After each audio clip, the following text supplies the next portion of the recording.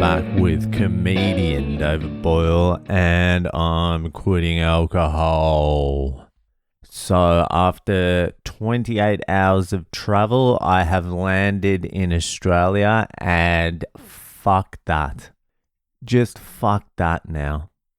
Like, I don't want to complain too much because I really did feel like a fat slob up in the air. It's like gross.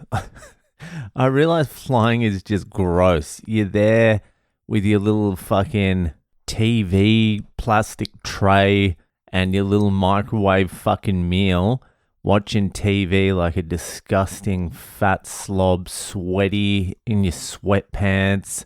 Your socks are off, you're farting because you can get away with it because there's like 300 other people on the plane. They give you a little blanky so you're comfortable because you can't put up with fucking 10 seconds of hardship.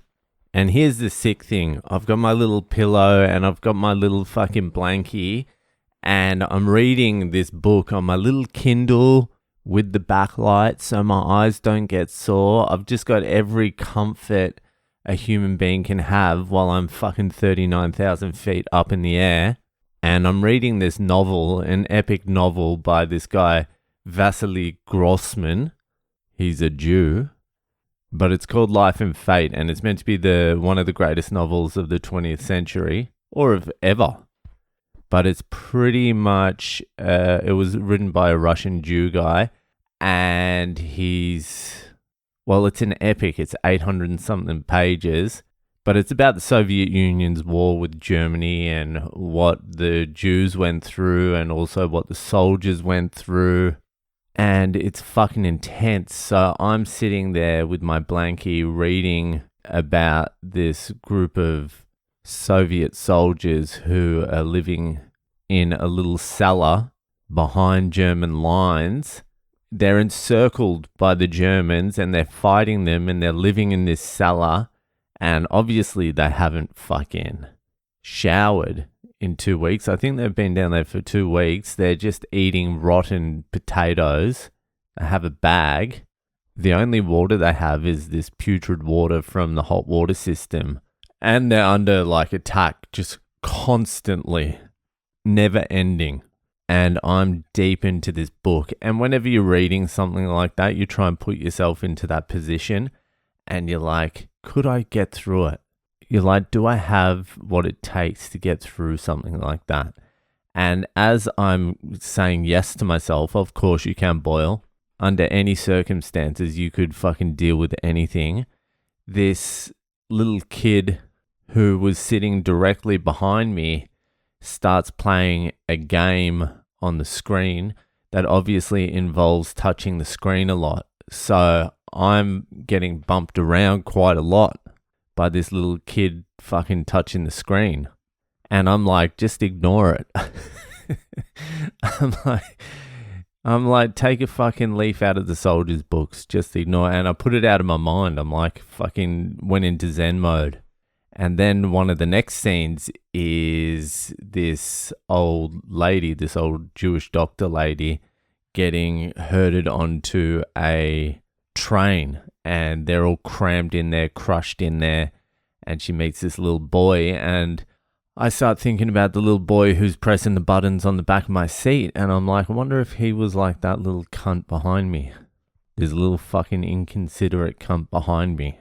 I wonder if they're like each other. And I was like, don't worry about it. It's just a little knocking.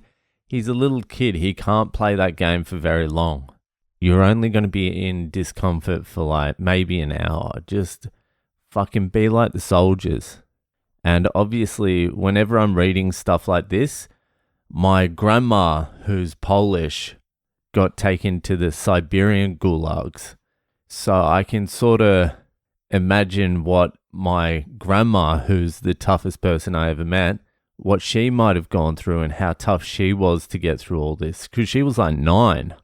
And I'm fucking putting myself in everyone's place. And I'm reading and I'm like, yeah, I would get through this pretty easy.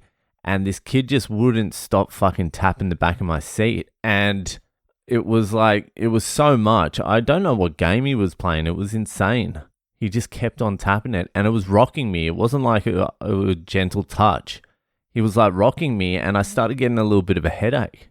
I'm like, I'm going to end up with a migraine if this kid just keeps rocking me like this. And I'm doing everything I can to get through this nightmarish situation. I put the pillow behind my back and I leaned forward for a little bit. But the problem was the fucking screen in front of you. You know how you rest your head on the seat in front of you? Well, the screen was there and it was a touch screen. And whenever I put my head on it, the screen would light up and it was hot. So it would also exacerbate my migraine that I was getting from this kid touching me, the back of the seat. And it was just a fucking horror. It was a horror story. And so I backed it off a little bit. I was like, maybe I wouldn't have got through Stalingrad. Maybe I would have just walked directly under a bomb. Maybe I wouldn't have been trying to live. But you don't know. You don't know the strength of the human spirit.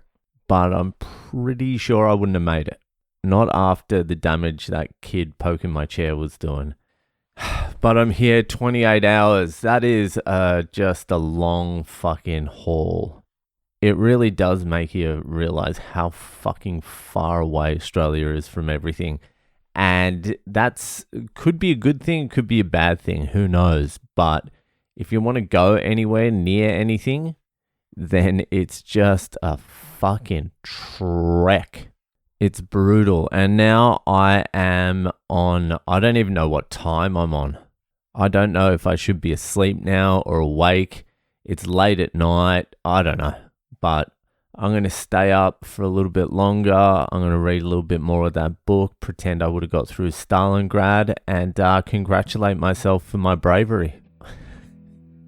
Anyway, that'll fucking do it for tonight. The Boyle is back, and I'll see ya the fuck later.